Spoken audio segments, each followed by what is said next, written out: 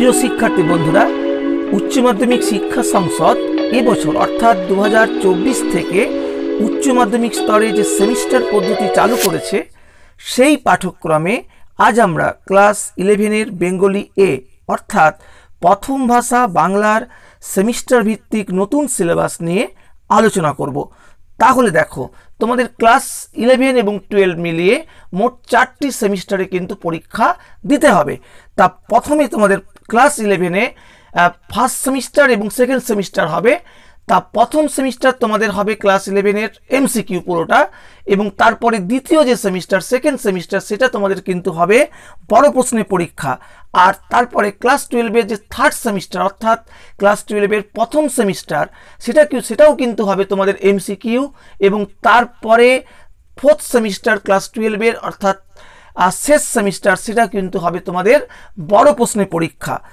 এরপর আমরা দেখব যে ক্লাস 11-এর সেমিস্টার 1-এ কি রয়েছে। দেখো, গল্প, একটি মাত্র গল্প রয়েছে বিভূতিভূষণ বন্দ্যোপাধ্যায়ের লেখা পুঁইমাচা, আর প্রবন্ধ রয়েছে একটি বঙ্কিমচন্দ্র চট্টোপাধ্যায়ের লেখা বিড়াল, আর কবিতা রয়েছে তোমাদের দুটি প্রথম সেমিস্টারে, না মাইকেল মধুসূদন দত্তের লেখা ঈশ্বরচন্দ্র বিদ্যাসাগর, আর কাজী নজরুল ইসলামের লেখা কবিতা সাম্যবাদী।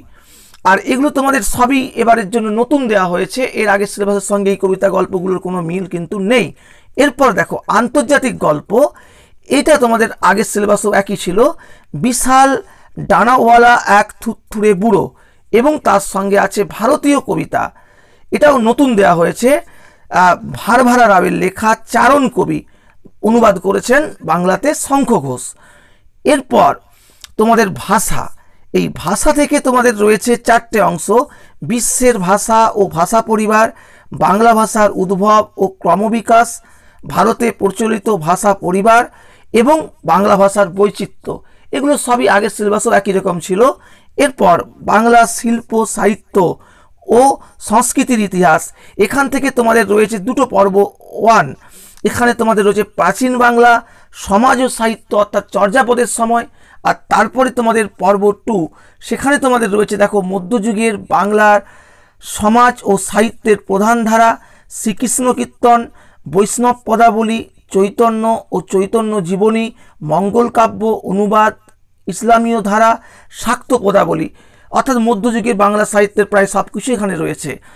আর তাহলে এই হচ্ছে তোমাদের প্রথম সেমিস্টারের সিলেবাস।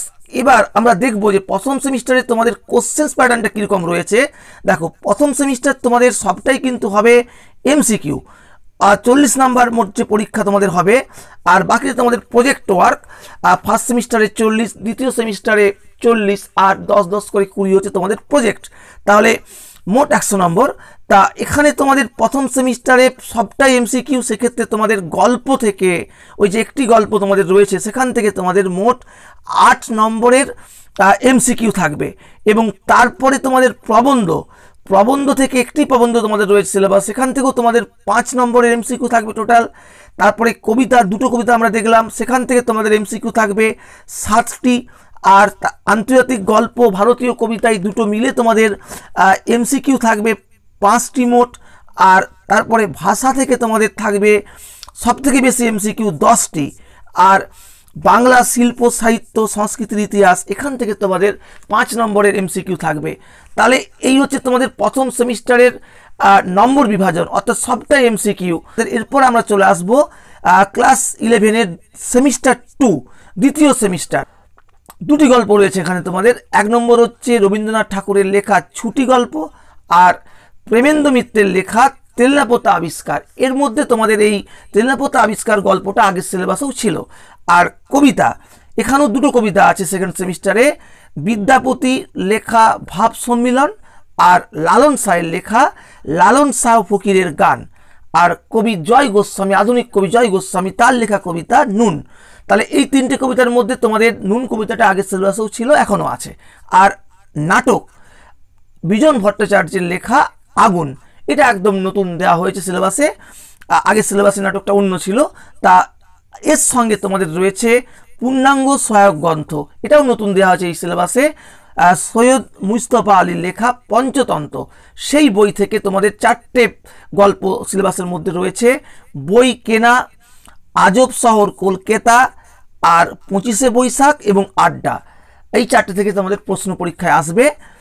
আর তারপরে বাংলা শিল্প সাহিত্য সংস্কৃতির ইতিহাস পর্ব 1-2 তোমাদের ফার্স্ট সেমিস্টারে হয়েছিল, এরপর বাকি অংশটা তোমাদের সেকেন্ড সেমিস্টার হবে। এটা মূলত আধুনিক বাংলা সাহিত্যের ইতিহাস।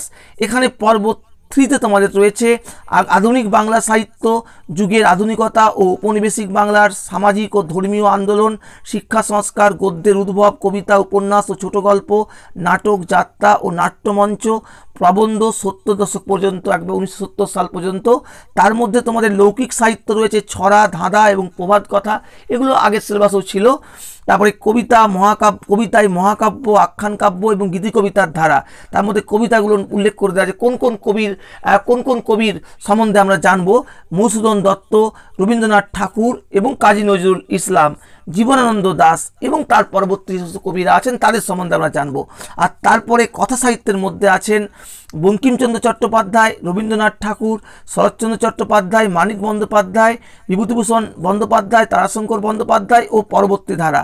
আর নাটকের মধ্যে মধুসূদন দত্ত, দীনবন্ধু মিত্র, গিরিশচন্দ্র ঘোষ, রবীন্দ্রনাথ ঠাকুর, দ্বিজেন্দ্রলাল রায়, বিজন ভট্টাচার্য, পরবর্তী ধারা।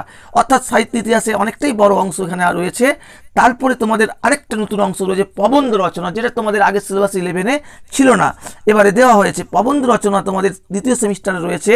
সেখানে তোমাদের বলে দেওয়া আছে যে রচনা লেখার বিষয়টি এক লাইনে না দিয়ে একটা মানুষ মানচিত্র এবং প্রয়োজনীয় তথ্য সংবাদ দেওয়া হবে, সেখান থেকে শিক্ষার্থীদের লিখতে হবে। আর অথবা এর সঙ্গে আরেকটা থাকবে প্রশ্ন, যে একটি বক্তব্যের সপক্ষে বা বক্তব্যের বিপক্ষে একটি অনুচ্ছেদ দেয়া থাকবে, পরীক্ষার্থীদের কী করতে হবে, প্রদত্ত অনুচ্ছেদের সপক্ষে বা বিপক্ষে তাদের বক্তব্য বলতে হবে, অর্থাৎ বিতর্কের মতো বলতে হবে তাদেরকে। তাহলে এই হচ্ছে তোমাদের, এটা অর্থাৎ থাকবে। তাহলে এই হচ্ছে তোমাদের মোটামুটি সিলেবাস সেকেন্ড সেমিস্টার ক্লাস 11-এর।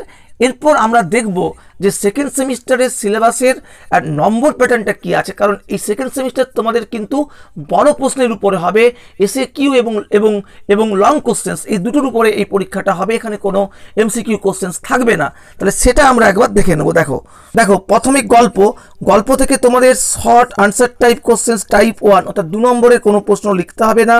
তারপরে short answer type questions type 2 অর্থাৎ 3 নম্বরের কোনো শর্ট কোশ্চেন্স তোমাদের লিখতে হবে না, কেবল ডেসক্রিপটিভ টাইপ কোশ্চেন্স অর্থাৎ লং আনসার কোশ্চেন্স অর্থাৎ 5 নম্বরের একটা বড় প্রশ্ন তোমাদের এখান থেকে লিখতে হবে গল্প থেকে কেবল। আর কবিতা থেকে তোমাদের 2 নম্বরের প্রশ্ন একটা লিখতে হবে এবং 3 নম্বরের প্রশ্ন একটা লিখতে হবে। আর পূর্ণাঙ্গ সহায়ক গ্রন্থ, সেখান থেকে তোমাদের 2 নম্বরের প্রশ্ন লিখতে হবে এবং 3 নম্বরের 2টো প্রশ্ন লিখতে হবে। এখান থেকেও কিন্তু কোনো রকমের তোমাদের 5 নম্বরের ডিসক্রিপটিভ টাইপ কোশ্চেন্স লিখতে হবে না। আর বাংলা শিল্প সাহিত্য সংস্কৃতির ইতিহাস, এখান থেকে তোমাদের 2 নম্বরের একটা বড় প্রশ্ন এই শর্ট কোশ্চেন্স লিখতে হবে, 3 নম্বরের একটা শর্ট কোশ্চেন্স লিখতে হবে। এখান থেকেও কিন্তু কোনো রকমের ডেসক্রিপটিভ কোশ্চেন্স লিখতে হবে না। আর প্রবন্ধ রচনা, এখান থেকে স্বাভাবিকভাবেই তোমাদের কিন্তু একটাই প্রবন্ধ রচনা লিখতে হবে 10 নম্বরের। আর টোটাল তাহলে তোমাদের নাম্বার হচ্ছে 40। অর্থাৎ এখানে এই দ্বিতীয় সেমিস্টারে তোমাদের সব থেকে বড় বৈশিষ্ট্য হচ্ছে এখানে কোনো রকমের এমসিকিউ কোশ্চেন্স কিন্তু থাকবে না।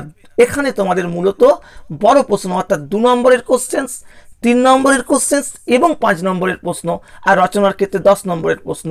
এই হচ্ছে তোমাদের মোটামুটি নম্বর বিভাজন। তাহলে আমরা ক্লাস 11-এর সেমিস্টার 1 এবং সেমিস্টার 2 এর সম্পূর্ণ সিলেবাস এবং নম্বর বিভাজন, কোশ্চেন্স প্যাটার্ন সবটাই কিন্তু আলোচনা করে দিলাম। তাহলে কিন্তু এ পর্যন্ত।